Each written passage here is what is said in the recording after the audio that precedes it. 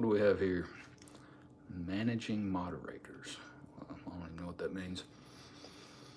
All right, so we're live. Random Thursday night live stream. I'm eating grilled chicken thighs, so you have to bear with me.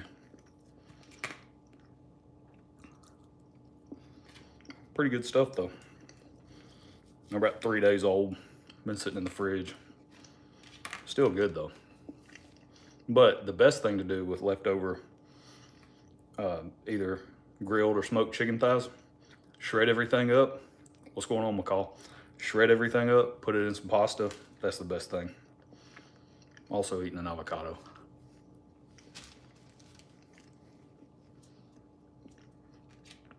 McCall must be bored.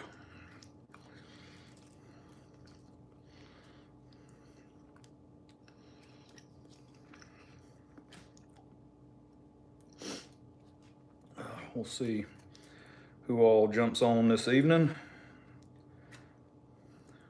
and go from there. Had somebody leave a comment the other day. When are you gonna do a live stream? I don't know. These are super random, few and far between.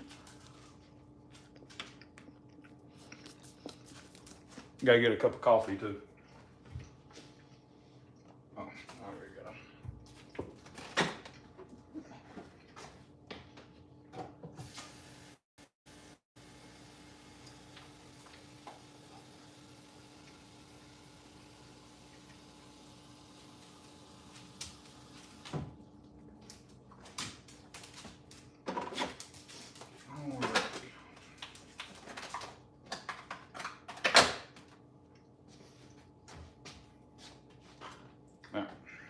Get that cup of coffee going. Be ready to go for whatever topics might come up.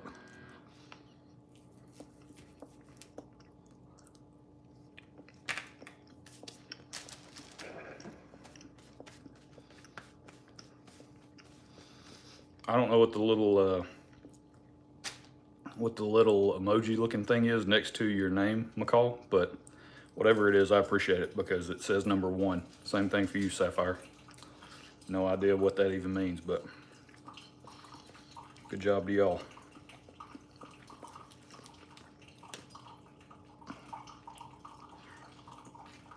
How's everyone doing this evening? Well, it depends on where you're at in the world, I should specify. And of course, it's rude to talk with food in your mouth, but it is what it is. Depending on where you're at in the world, could be the morning time. Right now, it's 18:26 where I'm at on August 28th.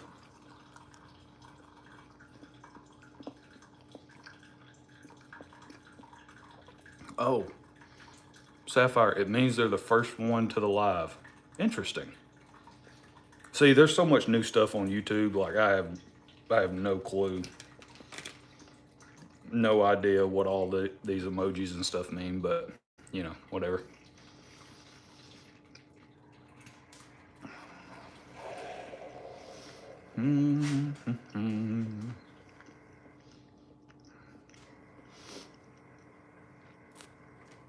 Which country are you in? Well, Donald Trump's my president, so you tell me.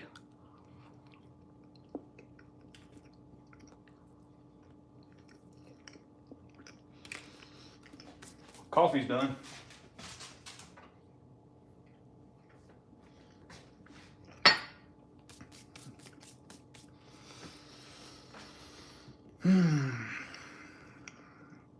Oh, see, I don't even know. We got Pedro in here. I don't know how to pronounce. Don't know how to pronounce your name to the individual that asked me what country I'm in. I'm currently studying in Italy. That's a good place to be studying.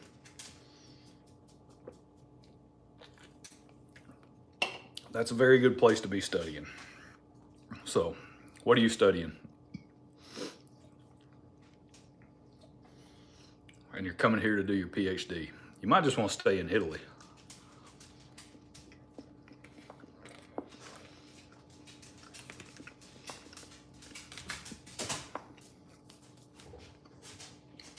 Oh, my dog's running around playing now.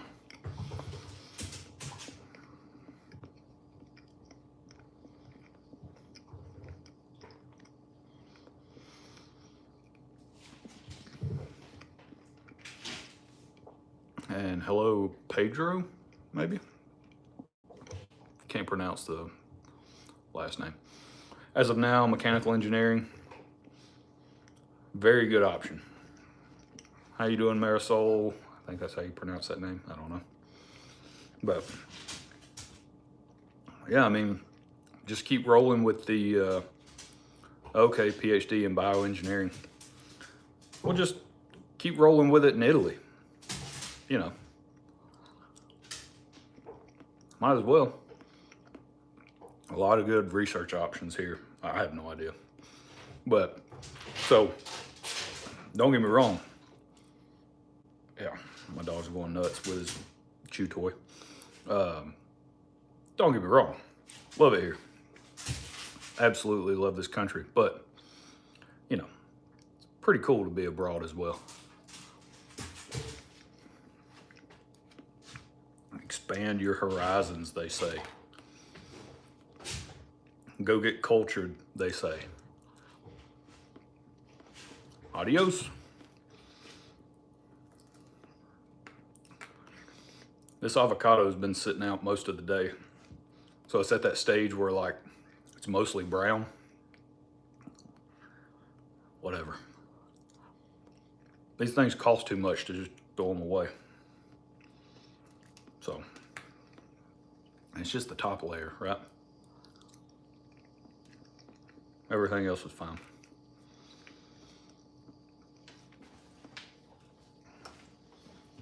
Normally I like to throw a little olive oil on top of my avocado. This stuff's pretty good. So, normally I like to, you know, top it off with that, but I didn't this time. Trying to explore everywhere. Let's see how it goes to the USA. Probably return back to Italy for postdoc. Man alive. What is there after a PhD? I mean, how much education you need, brother?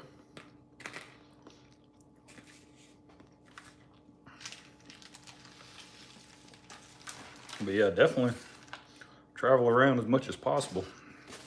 I was late to the game when it comes to traveling later in life. What's going on, James? So we lost Marisol.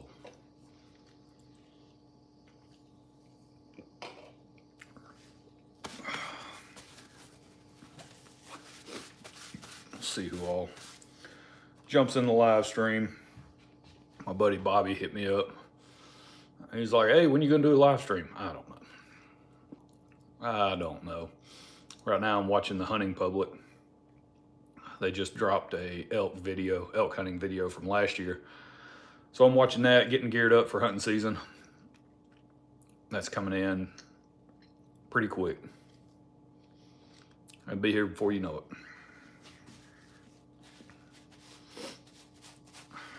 Went to the range earlier.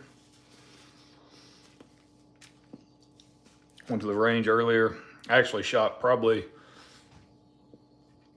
one of, if not the smallest 3-shot group that I've ever shot. I shot earlier today, so pretty happy with that. And really it was more so, no, I can't show you around, you daggone Russian spy.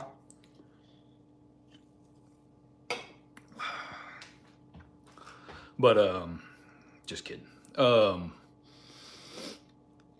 was testing 6.5 Creedmoor earlier and sort of just testing some solid copper bullets, different charge weights. I was jumping 1 grain increments, so kind of making some big jumps in powder charge, just seeing how it would do across sort of a wide spectrum of velocity.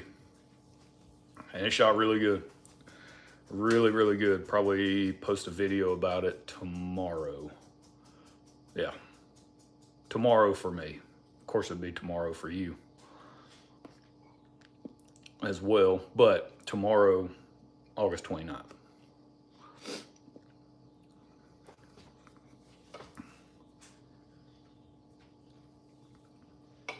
I'll try to get that video up and going. Review the data. A lot of good stuff. Should be a pretty good hunting option for this coming season as well. So I was happy to see that.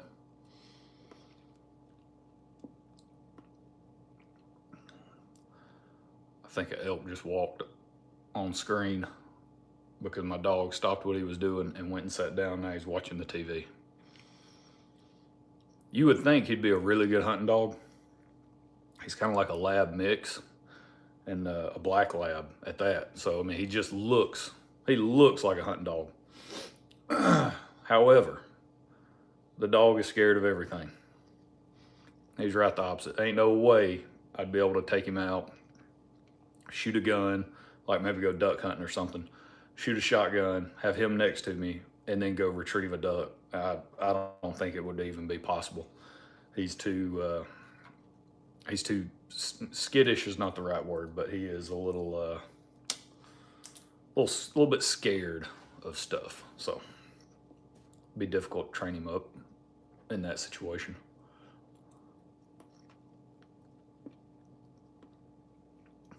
Everybody have a good day. Anything crazy going on wherever you're at? I would imagine you had a pretty good day in Italy. Never been to Italy. I would like to visit Italy, but one day. Definitely not going to be working on a degree in Italy. I do know that much.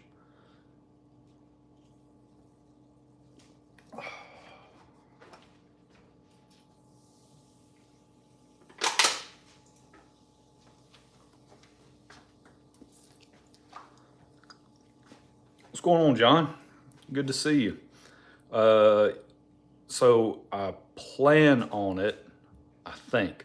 I actually went to the range, had a little bit of time when I got home from work, and I went over to the range. I got there, it might have been, it was probably close to 4 o'clock when I got there, and was able to get a decent amount of shooting in. There was like, I'll say several, put that in air quotes, several other people over on the rifle side.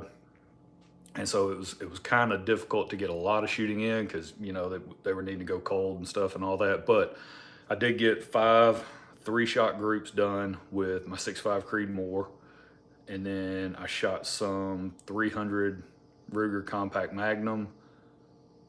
Didn't get everything shot, but I got about halfway done. So I probably shot maybe 20. Yeah, probably 20 rounds of 300 Ruger Compact Magnum. And then shot some 308. So, excuse me, I was able to get a decent amount of stuff shot today, but I do need to finish up. Like the 300 Ruger Compact Magnum, I'd like to finish that up tomorrow morning. And then same thing for the Creedmoor. I've got 5 more 3-shot groups I need to shoot for it. I'm testing the Meguiar Ballistics 125 grain copper rose hollow point bullet in that cartridge. And today I tested Stay Ball 6.5, and spoiler alert, shot the smallest 3-shot group that I've ever shot with that combination. Just smallest 3-shot group that I've ever shot, period. And it came with that combination.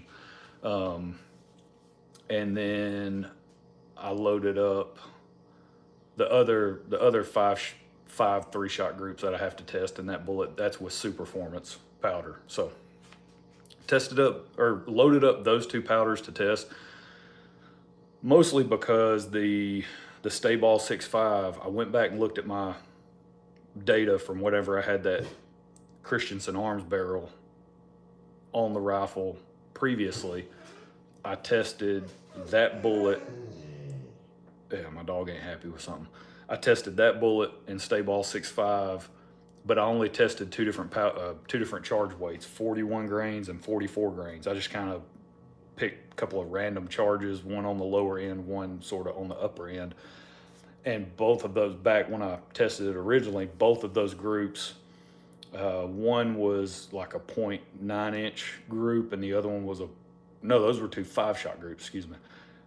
That was like a 0.9 inch group, and the other one was a 1/2 inch 5-shot group with Stay Ball. And I had forgotten about that. So whenever I got my gun back from Heavy Precision and had the barrel put back on, I went back, was looking through my data, and I'm like, oh, well, here's a really good combination. I guess I've got some of those bullets on hand. I can just go try it again and see if it shoots well.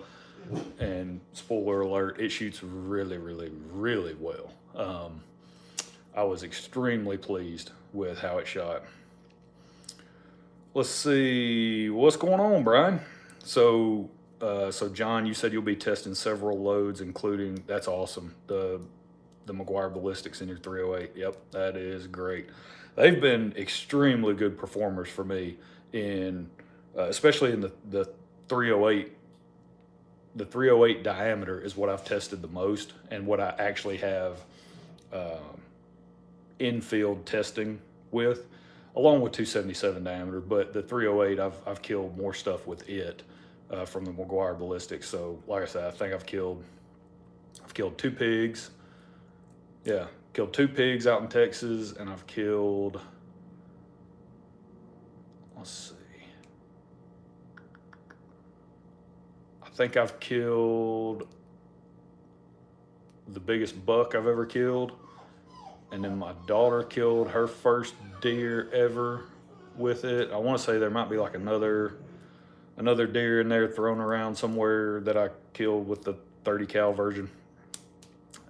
Also killed a nice 6-point last year with my 270 Winchester with the Meguiar ballistics. So for me, they're outstanding hunting bullets. So hopefully they work out for you. I think you'll really enjoy them. So Brian, you enjoy my channel. You are one of the few people that do. So I appreciate you getting some level of enjoyment out of this channel. So would enjoy seeing more oh man.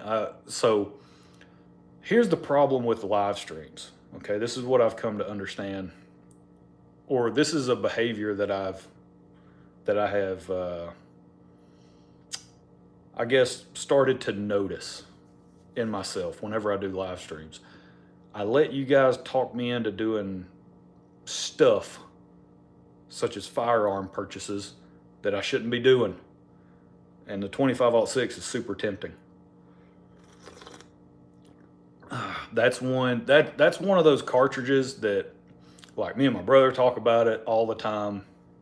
Similar to like a 7mm 08, a 280 Remington, not just a 280 Ackley. That's kind of, a lot of people are jumping on that bandwagon, which I have one as well. But the 25-06 is just one of those cartridges that is super underrated, my opinion, right? But that's a great one. Yeah, I did some 20, it was very limited. The 25-06 stuff that I've done so far is super limited, just because that was not my gun, that was somebody else's gun. And it was kind of like a rushed or a sort of a hurry up situation where it's like, hey, I've got to just try to find something that shoots good enough and get it back to them. Turn the gun back over to them. I didn't want to have it in my hands very long at all, but that is a cartridge that is back on my list of ones that I would like to acquire in the very near future, because I'm with you. 25-06, man, that thing, it's a ton of fun. 257 Roberts as well. But yeah, the 25-06, I've got to get something chambered in that. I've been eyeing a Ruger M77 chambered in that. It's just, I don't know, something about it. It seems like a really good fit, in my opinion. I like that wood stock, but yeah, we'll see. That is a cartridge that is on my short list of ones to get and actually keep and not let go. Right. Since when did you start hunting? Seems an interesting sport, but I've always wondered how people start it. My grandpa, yeah, I mean that's really how it starts. To be honest with you, right? It's more of a family tradition type scenario, especially with where I'm located in. Hang on 2 seconds. I feel like my phone looks weird. With where I'm located within the U.S., it's more of a traditional type thing, right? Your granddad went hunting, so then your dad goes hunting, and then your dad gets you into hunting, right? It's just a great way to spend time outdoors with your family, whatever. That's typically how it goes. And that's exactly what happened for me. I've been hunting since I was extremely young. At a very young age, we started hunting. Now, there was a period of time where I kind of didn't hunt for a while. There was a time, what's going on, Zach? There was a time I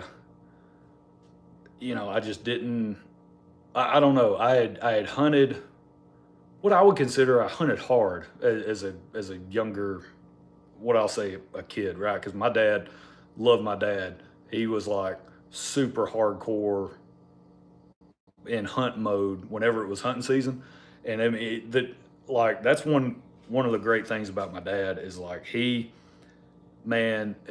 just I don't know.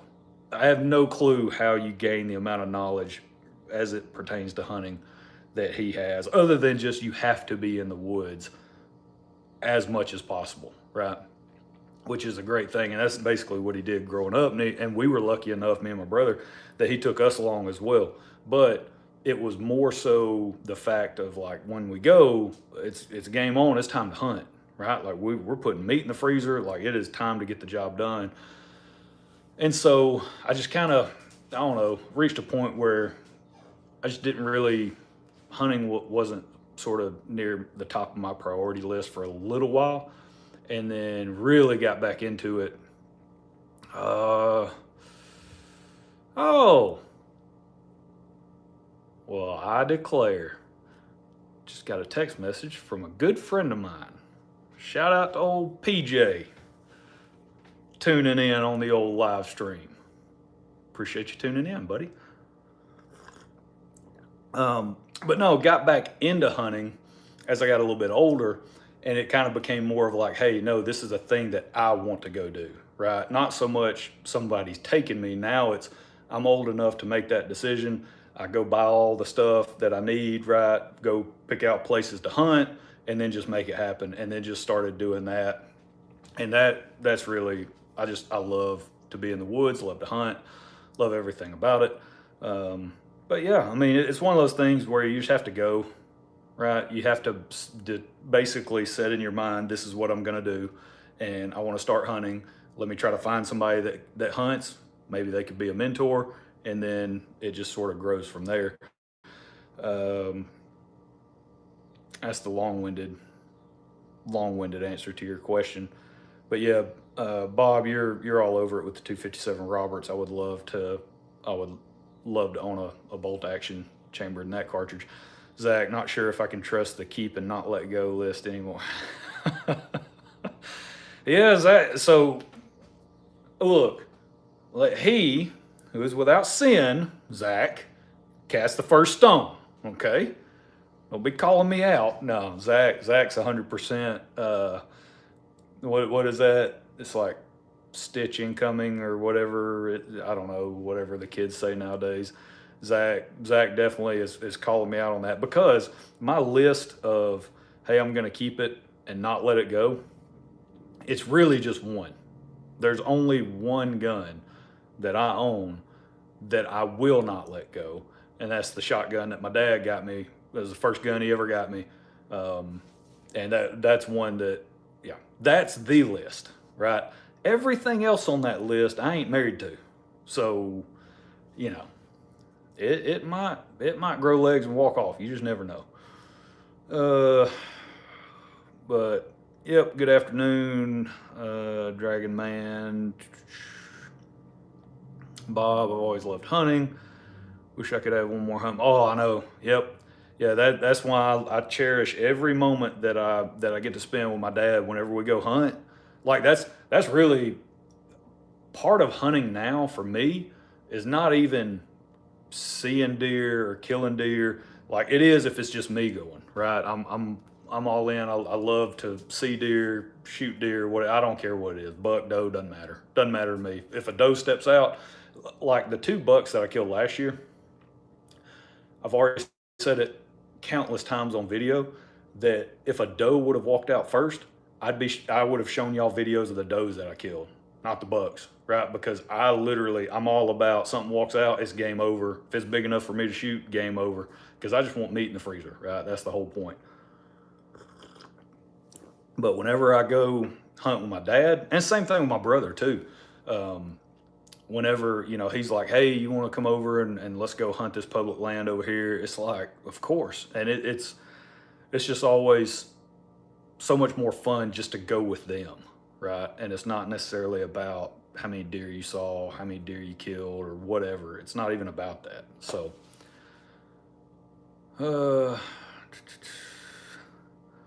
let's see.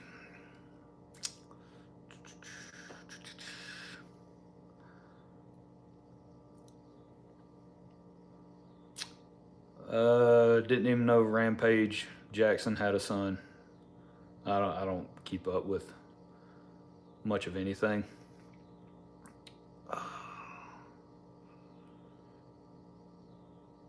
Yeah, no, I'm we. See, that's the way I look at it, Zach. If they weren't give to me, if it wasn't a gift, or if they weren't give to me or inherited, or something like that, then like I said, I ain't married to them. They can definitely leave the gun safe. It just because. So here's the thing, right? I love to reload. That's what I love to do. I love to try different combinations. It kind of cracks me up when I make a video and I'm showing like my results or something, or I'm talking through something. And sure enough, somebody will comment, in the comment section, hey, you need to go get Gordon's reloading tool and help you with your load development, and you can reduce the amount of testing that you have to do. It's like, guys, I don't think y'all understand the point of my channel. I just like to test. I like, that's it. That's the whole point. That's just what I enjoy doing. I enjoy throwing all sorts of crazy combinations out there and just seeing what happens. Sure, Gordon's reloading tool, that's great. I don't ever plan to get a laptop or a desktop to put it on, first of all. I ain't got either one of those, and I'm not gonna get one, so I'm not gonna get it. It just is what it is, right? That always cracks me up.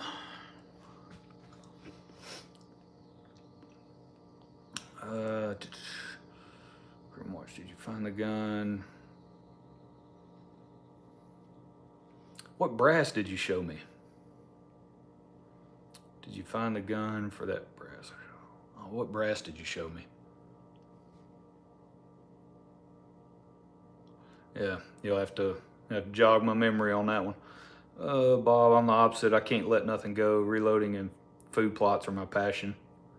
That's awesome.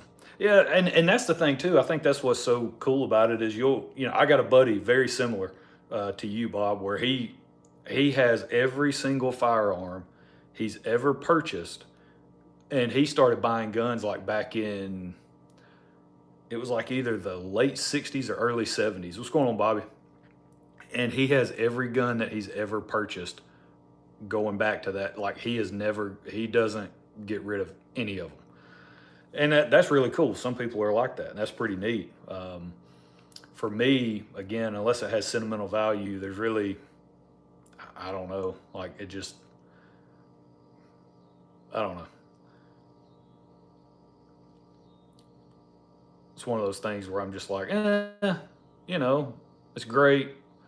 I worked up some hunt loads for it, or I, showed the capabilities of it. It shot well. I really like it. Now I want to move on to something else. So, how are things with the 300 Ruger Compact Magnum? So things are okay. I'll know more tomorrow. So I went to the range this afternoon after work, and I was able to get about 20 rounds down the barrel. I'd already shot the 40 factory ammunition, right? So I had 2 boxes of 20 on the factory ammo, shot through all 40 of those, came back, went ahead, processed the brass, did a full length resize on it, chamfer deburr on the case mouth, my normal, what I call normal, reloading process and brass prep process. I went ahead and did that. Then from there, I checked the Hornady load data because that's kind of where I wanted to start. I had 5 different Hornady bullets that I wanted to test. I had the 150, 150 grain SST, the 178 grain ELDX, the 180 SST, the 212 ELDX, and the 220 grain round nose interlock. So I had those 5 Hornady bullets that I wanted to test. I'm using Hornady brass. I'm using Hodgdon Superformance powder, which is a Hornady developed powder, and Federal Gold Medal Match large rifle Magnum primers. So I'm sort of using all that stuff, and I'm going by Hornady's load data, strictly by their load data to start with, right? Now, of course, I'll start to branch out and do some crazy stuff before too long. But what I wanted to do was sort of test Superformance with multiple bullets, try to cover as much ground as I could initially to see if I can kind of get an idea of what that Ruger M77 Hawkeye is actually going to like, right? That's so it shot the factory ammo like hot garbage. Okay, I think you guys have already seen that, and I showed that on the video. It shot the factory ammo like hot garbage, and that was the Precision Hunter stuff with the 178 grain ELDX. So I'm just wanting to see, maybe if I tweak a few things, is that going to shoot even better? Can I make it shoot better or whatever? So we'll see. But right now, I got about halfway through the loads that I had worked up in my testing this afternoon, and I think we might find some promising stuff, some stuff that I want to try to explore more. So I'll leave it at that. I'm going to do a video once I go back to the range and get. So what else do I have? I've got to shoot the 212 and the 220. That's all that I have left. I shot everything else today. Shot everything else today. So I've got the 212 ELDXs and the 220 round nose interlock. That's what I have left to shoot. So once I get that done, I'll come back, put everything together in a video, and then go over it. But I think we'll find something promising. Now that thing punches you in the face, okay, when you shoot it, right? It's a Magnum, and I mean it can be a little spicy. So good stuff though. I'm looking forward to it. I think it'll be an awesome project in general. I guess Galen, maybe, is that how you pronounce that? You've got all the guns that your dad had, and the first rifle I worked all summer to buy, Savage. Oh man, that is awesome. A Savage Model 99. That's a really sweet lever action, by the way. I got lucky enough, my uncle let me work up a hunting load in his. He's got a Savage Model 99 chambered in 253,000 Savage. So that was a really cool project to work on. Your Winchester Model 70, 1950, and 270 Win. Yeah, now that would be a good one. So I am on the hunt for a pre-64 Model 70 and 270 Winchester. Either that or I would really like a Winchester Model 70 Super Grade. I would really like that in 270 Winchester. Oklahoma Kid, what's up, Alabama Reloader? Just hanging out. Oh, okay. Glad you could hang out with us. I'm assuming it's Galen. That's how we're going to pronounce that. How about 300 Wisdom? I love 300 Wisdom. I have worked up a hunting load for a buddy of mine in 300 Wisdom, and that is an amazing cartridge. The most popular of the short mags, and it's still very, very much a relevant cartridge today. where the 300 Ruger Compact Magnum, that thing is obsolete. It is such an obscure cartridge at this point. There is some factory ammo that still gets produced by Hornady, so you can still buy factory ammo for it, but I don't think just like reloading brass. I don't think just brass exists anywhere. I've tried to find some, but basically non-existent. So I'll probably end up just buying some more factory ammo, burning through that stuff, so I'll have the brass for reloading. But I really like the 300 Wisdom. This one, it was more so, not that I didn't want a 300 Wisdom, it was really, I like the look of the Ruger M77 Hawkeye, and it's short, compact, easy to handle, and it's in 300 Ruger Compact Magnum. It's just, for me, that's a pretty cool cartridge. I like it. It's a 300 mag, basically 300 308 diameter Magnum, and it'll get the job done. So, it was just something fun, and I had never messed with it before, so I might as well.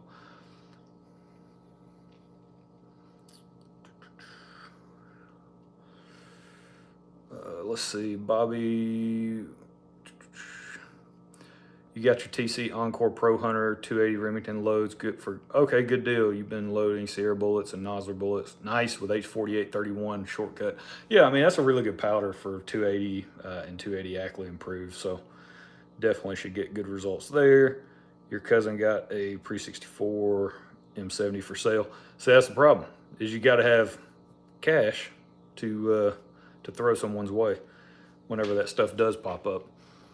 And the gun fund is currently at 0 because of that Ruger M77 Hawkeye. I know where you can get 300 Wisdom brass. Well, I don't need 300 Wisdom brass. I need 300 Ruger Compact Magnum brass. So, and I've already shown that you cannot convert, which if you go and look dimensionally, 300 Wisdom and 300 Ruger Compact Magnum are very, very similar. They're not crazy different in terms of their dimensions on the case size, but you cannot convert 300 Wisdom to 300 Ruger Compact Magnum. It's just the taper on the case there's more taper on that 300 Ruger Compact Magnum. It's a smaller diameter around the shoulder area, and you just can't get a 300 Wisdom case to fit in a 300 Ruger Compact Magnum sizing die. So, already tried it. Your dad's Browning A-bolt to Eclipse 300 Wisdom absolutely hammers with every bullet powder combo. We shot out of it, awesome. Yeah, 300 Wisdom. So if you were gonna pick, like if you're saying, hey, I just want to go buy one gun and chamber it in one cartridge, and I want to be able to hunt practically almost anything, but probably anything. I mean, 300 Wisdom would be a very, very, very good option as a buy one and just be done with it. Man, you could do a lot worse. I can tell you that much right now. That'll go kill anything you're shooting at. Especially if you hand load. Holy cow. Watch, where'd it go? Come in.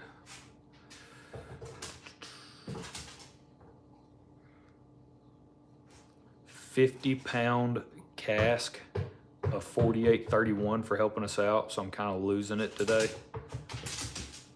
A 50-pound, holy bajoli. That's like $12 million worth of powder. Oh, that's insane. That's crazy. Bobby said it's a 7x64. That's cool. Chris, late to the party. No, I don't know if you're late. I wouldn't necessarily call it a party, and you haven't missed anything. You know that. You've been around this channel long enough. You know you hadn't missed anything.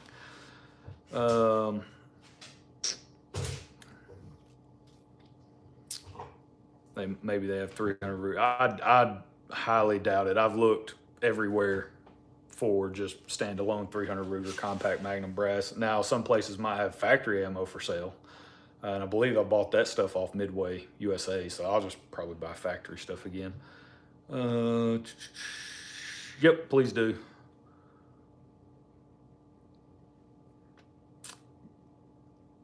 Yep, please do. Man, that's nuts. 50-pound cast.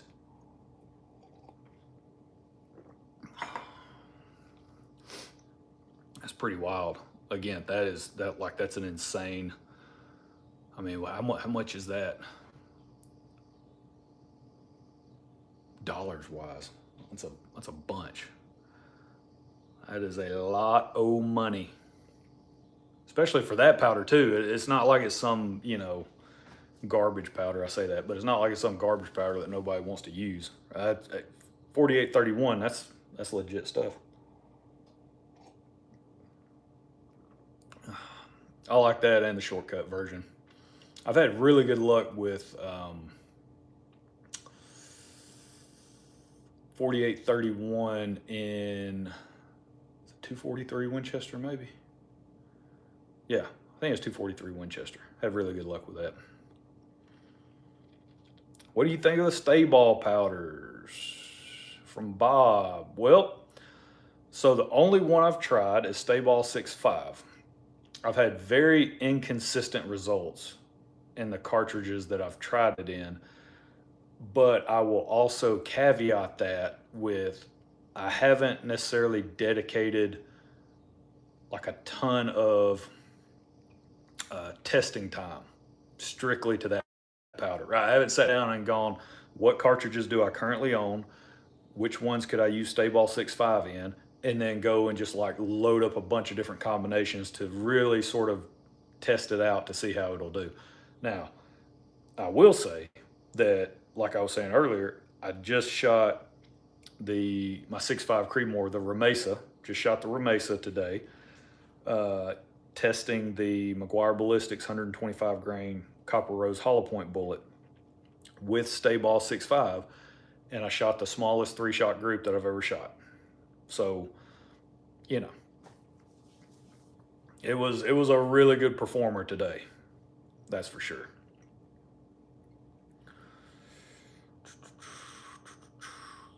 So right now, I'm very favorable of Stay Ball 6.5, even though, like I said, in the past, I've kind of had some spotty results with it. But I have, again, just haven't really tested it thoroughly enough to sort of say yay or nay, one way or the other. But today's results, I was like, yeah, buddy. And it kind of lines up with some testing that I did when I first had that barrel put on that action. I went out, sort of tested a bunch of different bullets and powders. It wasn't super in depth. It was only like 2 charge weights for each bullet. And I tested that Meguiar Ballistics bullet with the Stay Ball powder originally.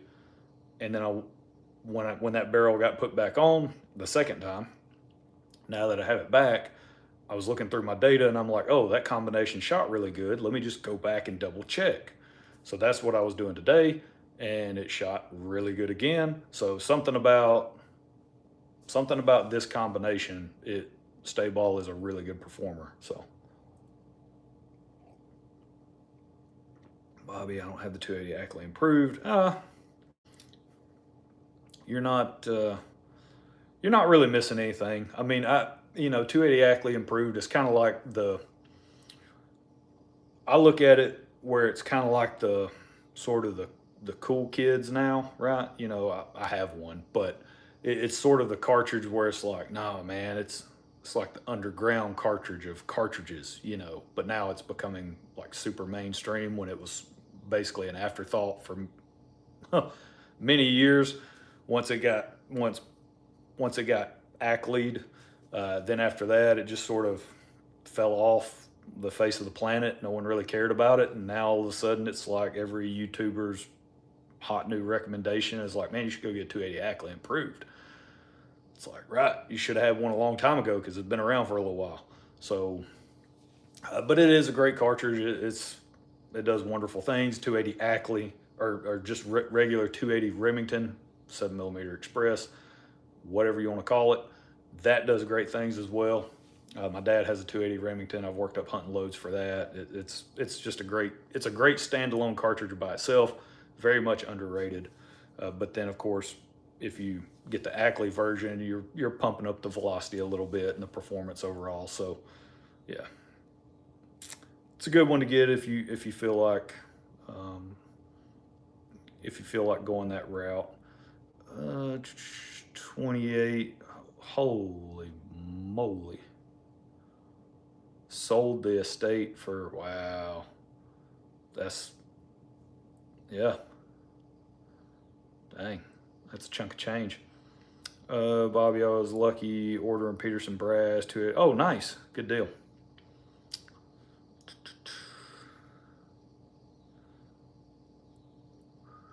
Dave, 25 270. I'm assuming that's a 270 neck down to 25. One can only assume. Daniel, what's going on? Accuracy first has made it into the chat, guys. It's about time you got here. No, I'm just kidding. Just giving you a hard time. What's going on, Derek? Good to see you in the chat. When's deer season? Bow season opens up October 1st. Yeah, bow season opens October 1st. In Zone D, I think it is. I think it's Zone D and E is October 1st. Zone A, which I'm in, opens October 15th. So, yes, October 1st for bow. It's Zone D and E. If you go look on the map, Zone D is like Bankhead National Forest over there, over that way, like Winston County area. Winston County, Lawrence County area. There's Zone D. And then Zone E is a couple of really small sections in East Alabama, basically on the Georgia line. Those open up October 1st, but then I believe they also close earlier than the rest of the state. I think they close maybe like January 27th or something like that, whereas the rest of the state goes through February 10th. So, you know, it's whatever. But zones A, yeah, A, B, C, yeah, A, B, and C, I believe, are October 15th. That's confusing. Well, I mean, not really. They actually have a map. Alabama does a pretty good job. They actually have a map. They have everything drawn out, super easy. Like, it's large swaths, right? Swaths, however you say that word. Large areas of the state make up a zone, right? Zone D and E, they're kind of unique, but zones A, B, and C, you know, I mean, you're talking huge portions of the state. So it's pretty straightforward whenever you go and look at it. It's not really that difficult, which is nice. I mean, Alabama's pretty forgiving on their hunting. They have a pretty generous hunting season, right? Especially when you consider bow season opens October 1st. That's the earliest, and then gun season opens. It's like the second weekend. No, it's in October sometime.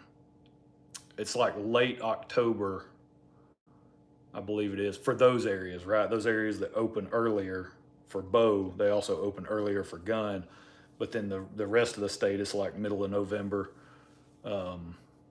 Middle of November for gun, and that goes through February 10th.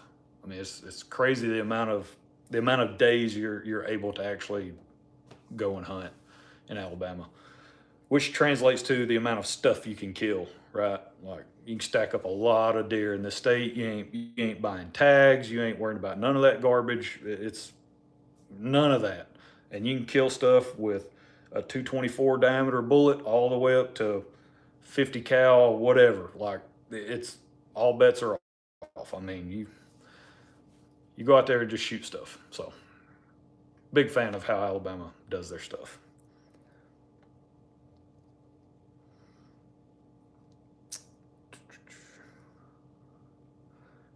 Derek was cleaning a barrel. Shame on you. You shouldn't have to clean barrels. You should just go and shoot 5,000 rounds and never clean. Daniel recommends Stay Ball 6.5 for the 280 Ackley.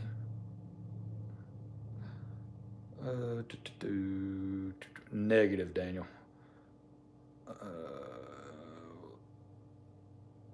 What's up, Frank? Vanessa? Derek, wanted to send you pics. Okay, yeah. Well, I'm gonna make, so I actually went to the range earlier. That video will be coming out tomorrow, basically because I haven't filmed it yet. But I need to go back to the range, finish all of the testing, come back, then film the results, right? So that's kind of what I need to do tomorrow. I was able to get sort of halfway done with my testing today. Super pumped about the results. And then I'll be able to get everything sort of buttoned up and just make a quick video of it and post it tomorrow, hopefully. 6.5 PRC AW Bartline barrel, 26 inches on a Terminus Zeus. Nice. Factory 127 Barnes LRX. Man, that Barnes is just, they make such good stuff. Like their bullets are dynamite for hunting purposes.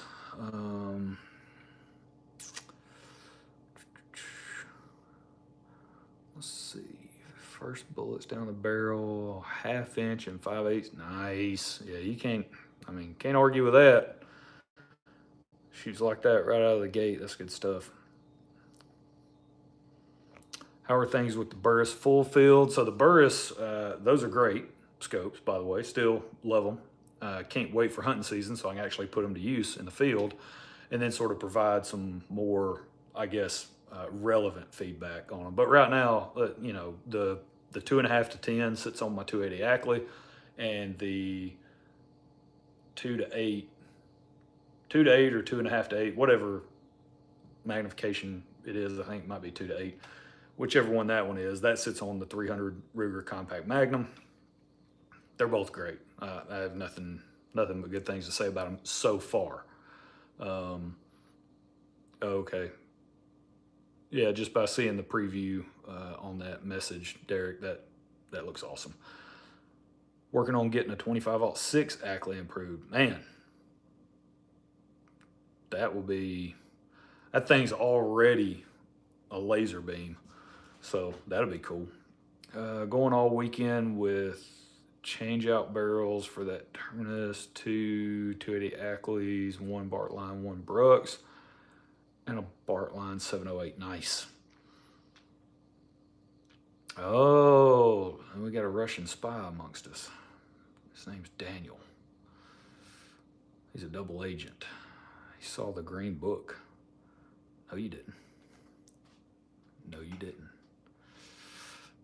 You saw no such thing. 18 wheels. What's happening? Not much. We're just hanging out, you know, just chatting. No, you didn't, Daniel. Yeah, we're just hanging out. I haven't done a live stream in forever. And actually, you guys can thank Bobby, who's in the chat down below. He actually commented on one of my latest videos and was like, when are you going to do another live stream?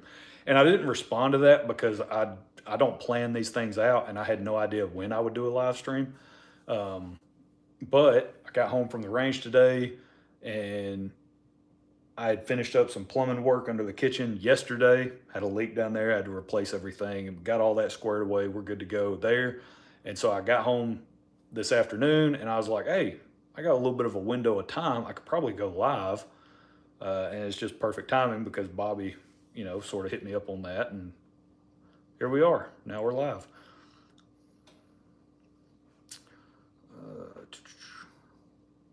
Yeah, Derek, definitely new creation, a 270 Ackley improved long. Reduced neck length on 280 Ackley. by 50 thou, length and body, push shoulder. Geez Louise, man. Yeah, you're off in, dude, you're way, I don't know, you're somewhere in, you're not even in the left field. I don't even think you're in the stadium anymore. Bobby, I know my cousin got one in 59, Winchester pre-64, model 70. Wow, yeah, that again, that's got to be a laser beam, man. You actually improve the already lightning fast 25-06.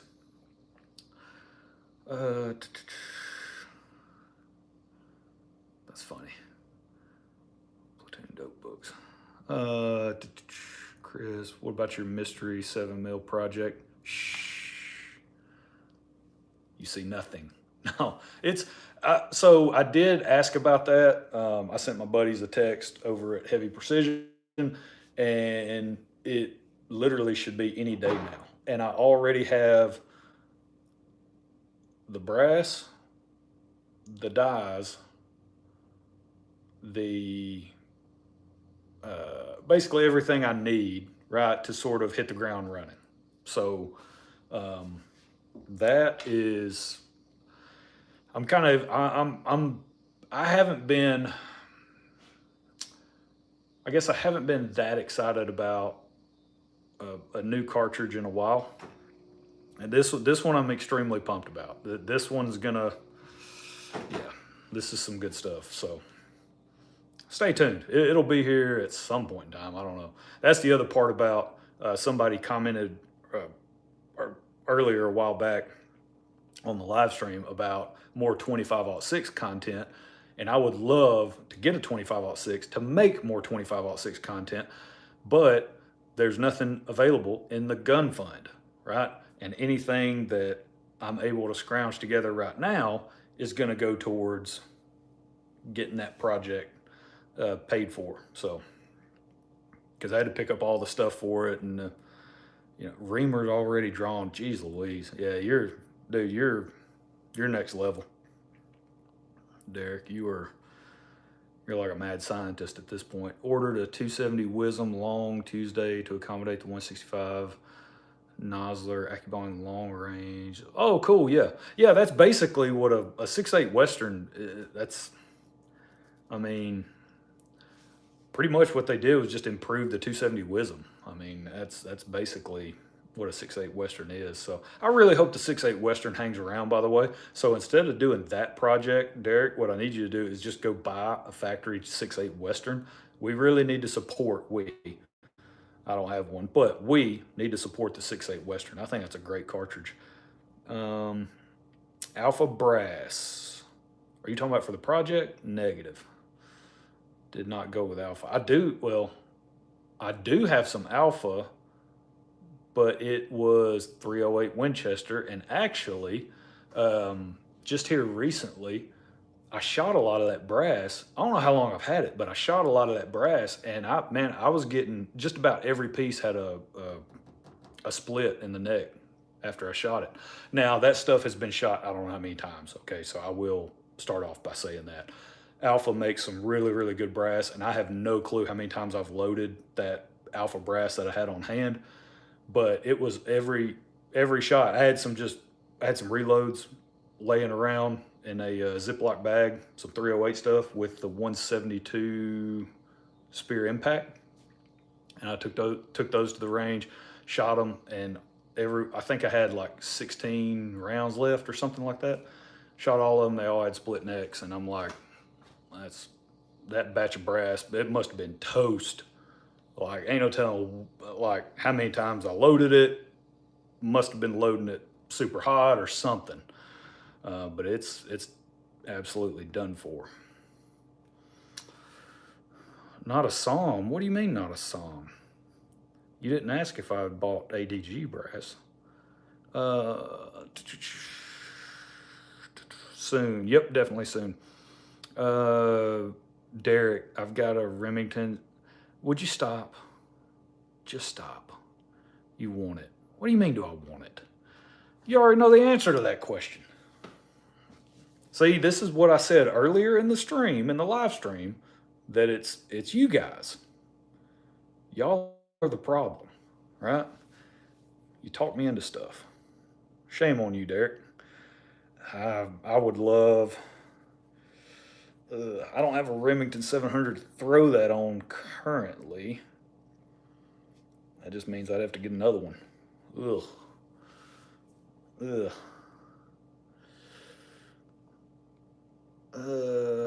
Oh, all right, guys. So, huge shout out to, I'm a little behind on chat, but huge shout out to Mr. Christopher Bangy down in the comments. Love you, brother. I can't believe you don't think it's a Psalm, Chris. Really? Derek, you're getting a 6/8 Western done also. Well, good. Waiting on your 8 twist 4 groove. You pick it up on the 18th. Nice, Daniel. Browning is leading in fact. Yeah, so I will agree with you. Now, also, don't forget Steyr. I know they're not as popular right here in the U.S., but this is back. I picked up a 270 Winchester from Steyr, and it comes from the factory with a 1 8.5 inch twist barrel. So I think they're in the same boat as Browning. I don't know if they do that like across the board. Seems like Browning is kind of shifting that way where it's more like across the board. They're going to kind of start incorporating fast twist barrels in their factory stuff. But I know Steyr did it at least in the 270 Winchester, which I was pretty thrilled about. That's one of those, that one should have stayed on the list of don't get rid of. Was the Steyr Pro Hunter that I had in 270 Winchester. I should have never got rid of that one, but I did. Is what it is. They all need to follow. Agree 100%. Which Remington or Rim Arms, they're sort of. I think they're doing that as well with certain cartridges. I think that 243 Winchester I bought that was a Rim Arms CDL. It is a 1 8 twist barrel, which traditionally speaking, 243 Winchester is kind of more like a 1 10 twist, or at least the ones I've had experience with. So I think you're definitely seeing a lot of companies sort of transition into those faster twist barrels, which is good. Bobby, you're looking at the burst full field 3 to 12. See, I almost pulled the trigger on the 3 to 12 by 56. If you get it, let me know what you think about it. I think that would be a great option. I really like that 56 mil objective, though. I'm a big fan of that. Forgot about ADG. Yeah, you did. Shh, don't tell anybody. I'll bring that barrel to Bama next trip, likely in a week. Oh, geez. Boo-hoo, another rifle. Yeah, I know. Chris Bangy. Yep. Appreciate it, brother. Chris, you said I don't, but I do. Bobby, not a fan of Browning rifles because they discontinued the left-hand route. Really? They don't make left-handed models anymore? Oh, okay.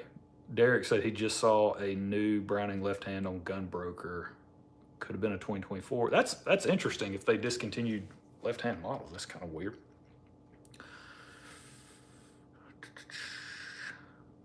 Browning does. I mean, they do whatever they want. They've got their own unique proprietary mounting system, which is a pain in the butt. It's just they do whatever they want. I did see. I think Timney just released a trigger for the Browning.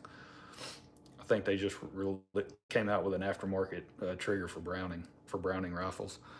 Nosler makes a 165 grain 270 bullet. Yep.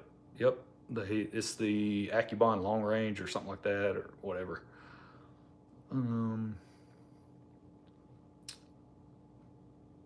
Teach yourself.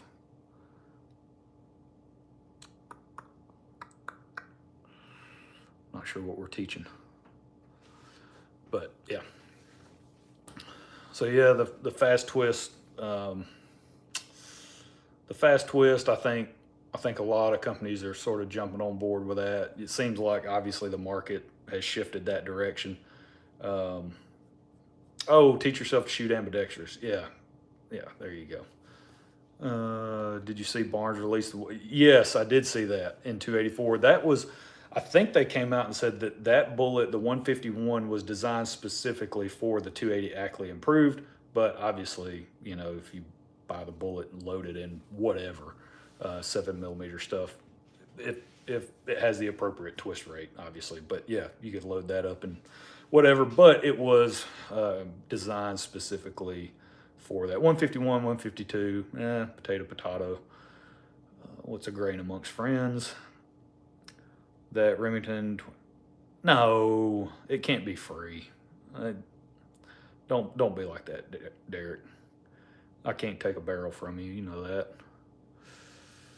You bought 200 direct from Barnes. It's halfway between Utah and Ohio right now.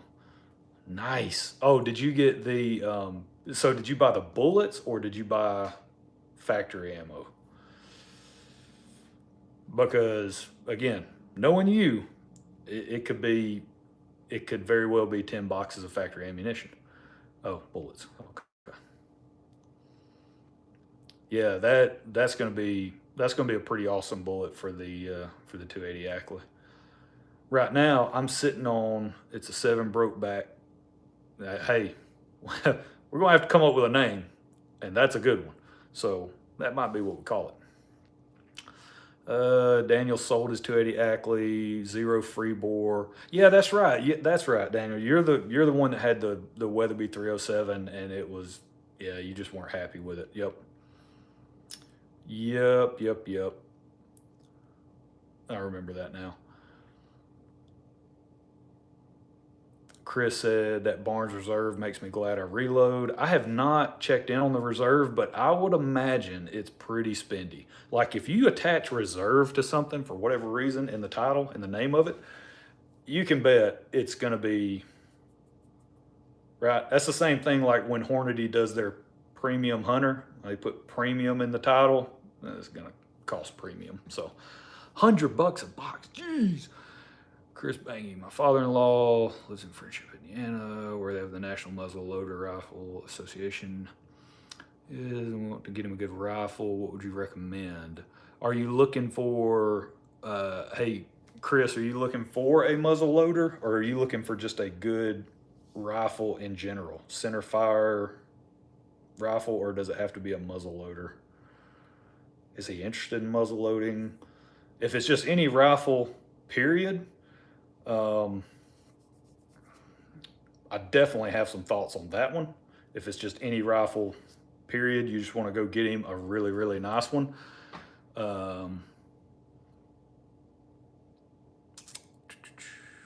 Okay, muzzle loader, yeah, just like what Daniel said, Thompson Center. I would go look at Thompson Center, and I would go with them. Bergara, they make. Well, Bergara, so CVA, they make really good muzzle loaders too. They've come out with some very modern upgrades to muzzle loaders, like the VeraFlame and stuff like that, where you can use regular rifle primers and everything. CVA, which Bergara makes CVA, so they make really good muzzle loaders. But in my opinion, if you're gonna go get him something, that Thompson Center would be hard to beat. Plus, they're kind of like in a resurgence right now. Thompson Center is. I can't remember the name of the guy that bought them, and he's sort of re-releasing all of their stuff with an emphasis on, hey, you know, we want to do away with that whole period of time where Smith & Wesson bought Thompson Center and just kind of basically screwed them over and pretty much ran that brand into the ground. Now he's bringing it back, and he's really, I think that would be one that I would look at, is Thompson Center. I actually saw the new Encore, was that Stock or Action, whatever you want to call it? Greg Ritz, however you pronounce his name. I actually saw some of those at Mr. Big Guns in Huntsville just the other day. They got in a new shipment of it's the brand new sort of Thompson Center rebrand, if you will, version of that Encore, and those things are absolutely sweet. So if you want to, like, hey, we want to go buy one setup for a muzzle loader, then I would go with Thompson Center and the Encore, because you can also buy center fire barrels for it, so you can swap them out, right? If you do want to go that route later on, you can do that as well. So yeah, I would just, yeah, I would go with Thompson Center. I think that would be um, a great buy for a muzzle loader. I don't think you'll go wrong with that.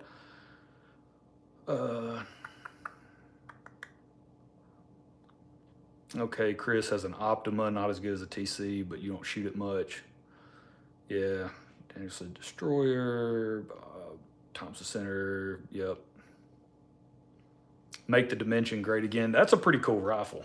Do the quick change barrel swap and all that. That's pretty cool on the Thompson Center Dimension. I want them to come out, and I've already commented this on some of their videos and their social media stuff. I'm like, re-release a Thompson Center Icon. Love that bolt action rifle. I've got one, chambered in 30 TC, but I absolutely love that rifle. So you're welcome, Chris. Learned from faster twist barrels. The barrel life is short, depending on cartridge, reloading powder, and calibers. Ever been to Big Daddy's in Bridgeport? Negative. Have not. Bob, all my flintlocks for Thompson Center. Yeah, so for a long time I still consider them kind of like the sort of the walking dog of muzzle loaders. It's like, those are the guys, especially now, right? With the emphasis Greg is putting on sort of rebranding that company and getting them back to sort of a level of prominence that I think a lot of people sort of held them in high regard when it came to muzzle loaders and that type of stuff. So he's getting them back to that point now, which is good. But yeah, that's such a good option. The Venture was an awesome budget gun too. Yeah, my buddy has one chambered in 30-06, and it's a great rifle. That came out, I believe that came out after the Icon. The Icon was their first ever bolt action rifle, and they had some heavy hitters on that one with the design. They had George Gardner, so GA Precision, the whole 6GT and 6.5 Grendel and all that. That's that guy. He was part of the design team of the Icon, and then yeah, they had some heavy hitters on that first bolt action design. And then from there they released the Venture, and then they have that Dimension, which is like a quick change barrel swap option for a bolt action. That's pretty cool. That's a neat concept. Let's see, Daniel, it'll be an Icon ELR. Ooh, let's go. I'll be on the lookout for that. Derek, you need any 280 Ackley brass? Negative. Well, I say negative. I plan on getting some Peterson at some point in time. The Hornady that I've got now, it's good enough for all the shooting and the testing that I'm doing, which I actually need to process all that stuff now, because I've shot through all of it and it's just kind of sitting on the reloading bench. So I actually need to go process that. Dave, I've always wanted a Thompson Center. Yeah, me too. That's one of those. And whenever I get a muzzle loader, I had a CVA. I ended up getting rid of it. I didn't really use it. Like, I took it to the range a couple of times and shot it, and it was just kind of like, man. In Alabama, it's not a huge benefit to having a muzzle loader, because you only get like maybe 5 days extra on the front end of gun season. Like, it might be 5 days that you can hunt with a muzzle loader. And then, I mean, you can hunt with a muzzle loader once gun season starts. You can still hunt with it if you want to, but why would you? It's not like other states where you have like a standalone, block of time where it's like, hey, you can hunt with a muzzle loader, or a state where it's like, some type of restriction, you can use shotgun or muzzle loader or whatever. Well, then in that case, obviously, it would come in handy. But here in Alabama, it's not a huge benefit to hunting with a muzzle loader, so I just kind of got rid of it after that. Took it, shot it a couple times. I was like, okay, yeah, this is nice, but I'm not going to waste my time on it.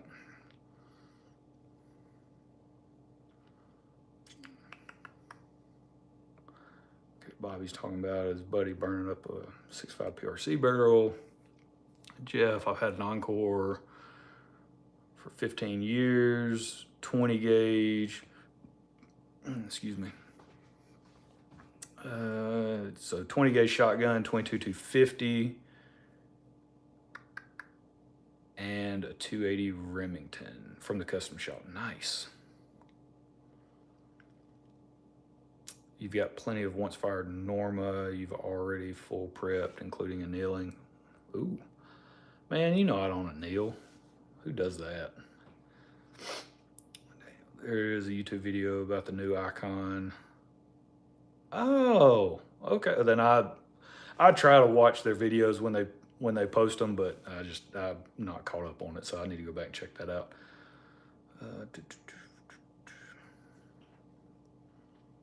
Zach, one of these days I'll have to send my Ruger M77 stainless and 330 Federal down there. Oh man, so 338 Federal is also, that's one of those where it's like, man, it's just such an underappreciated cartridge. It is like the Vortex guys do, where they do like their lead balloon podcast where they talk about cartridges. I'm pretty sure they've talked about 338 Federal, but that's another one of those intriguing cartridges that I would love to own one day as well. Right, that list is pretty long of cartridges that I would like to own, but 338 Federal is on that list. That's just a very neat, it's a very neat round. And for like it all depends, like the shot distance that you plan on, you know, the shot distance on game, right? For whatever game you're trying to hunt, that's going to determine really the best tool for the job, right? What you're trying to accomplish and what animal you're shooting at. So, but for where I live and the hunting and the shooting that I do, 338 Federal will be an awesome choice. Bobby, Velocity and 280 Remington, 2861 with 150 grain. Yep, I get the job done all day long. 338 Alt-6. Yep, it's another good option. Derek, I think Ron just had a Grizz hunt video today where he used it through. Oh, wow. That's intense. Daniel, I have an AR and 338 Federal, saw it in a gun show. And dude, that is pretty cool. That would be a really good, good pig gun for sure. Galen, yes, Ron did. Okay. Awesome. All right, guys, we've been going at this for over an hour now. It's about time to call it a night. 257 Roberts is a rare piece. It is. It definitely is. It's a rare one, along with especially, well, even more rare than a 257 Roberts is finding a bolt-action rifle chambered in 250 3000 Savage. That I would love to have a bolt-action chambered in that, or like a Remington 700 chambered in 8mm Mauser. Would love to have one of those too. So, yep. But all right, yep.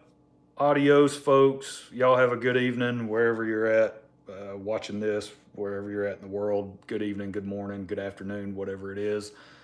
God bless you. And yeah, y'all just, who knows when we'll do another live stream. I mean, you just have to stay, you gotta stay glued to your YouTubes, right? You never know when Alabama Reloader will pop up live. So we will catch y'all later. Peace out. Make the pocket great again. Yeah, exactly. So adios, everybody. Y'all have a good evening, and we will catch y'all later.